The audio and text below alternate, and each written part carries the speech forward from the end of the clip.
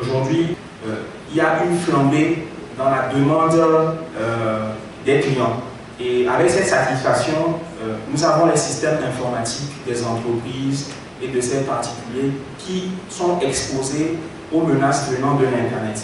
Alors, quelles sont ces menaces? Avant qu'on ne parle de menaces, il faut qu'il y ait d'abord une vulnérabilité. Et une vulnérabilité, qu'est-ce qu'on peut dire? Mais qu'est-ce qu'on peut entendre par vulnérabilité? C'est le fait d'être sans mesure de précaution, exposé à des risques ou bien à des menaces. Que pouvons-nous dire par rapport au fait que ces entreprises soient exposées? Dans l'immédiat, quand une entreprise demande l'accès à Internet, on ne se soucie pas premièrement de la sécurité. C'est d'abord l'aspect marketing, comment vendre plus mon produit. Et c'est dans l'exercice de cette tâche marketing qu'on s'aperçoit réellement qu'il y a un problème. Peut-être, moi je veux vendre des bonbons en ligne et tout de suite je ne pense pas à ce que mon système de vente de bonbons en ligne soit attaqué. Je commence ma vente, 2 semaines plus tard, je fais peut-être un chiffre de 1 million et je remarque que quelques jours après, les ventes chutent, sans savoir qu'en réalité, il y a une attaque de mon site web d'e-commerce en ligne.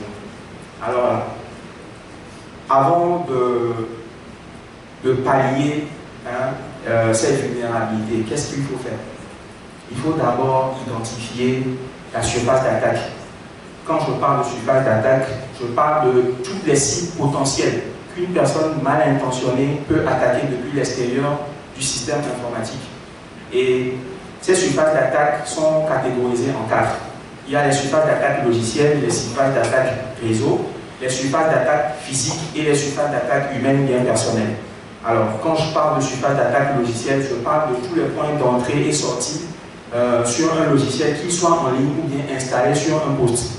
Surface d'attaque réseau, quels sont par exemple les ports TCP et UDP qui sont ouverts sur une machine? Parce que quand une personne mal intentionnée veut attaquer un système informatique, il se focalise d'abord sur ce qui est ouvert, ce qui est visible, accessible directement depuis le public. Surface d'attaque humaine, il y a les prédécesseurs qui ont dit que dans le système de sécurisation informatique, le principal maillon, c'est l'homme. On peut beau avoir des firewalls, des IPS, etc. Mais si ceux qui sont derrière ces équipements ne sont pas formés, n'ont pas les informations adéquates pour pouvoir exploiter ou bien bénéficier de la sécurité de ces équipements, alors vous aurez beau installer une forteresse qui ne sert à rien.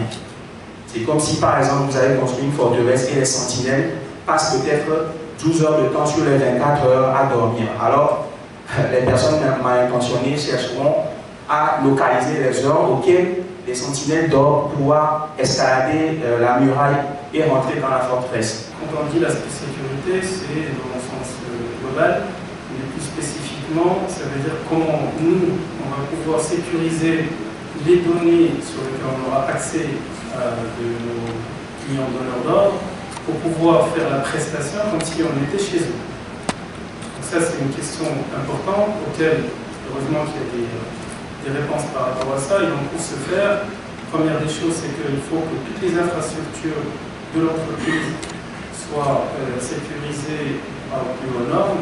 Deuxième des choses, c'est d'avoir la maturité au niveau des ressources qui utilisent ces infrastructures en termes de formation, de sensibilisation et de certification pour pouvoir toujours maintenir un niveau de maturité adéquat. Et le troisième, c'est de pouvoir certifier l'entreprise, parce qu'il y en a de plus en plus aujourd'hui qui demandent carrément une certification pour pouvoir accéder à ces marchés-là. L'impact est tout simplement business.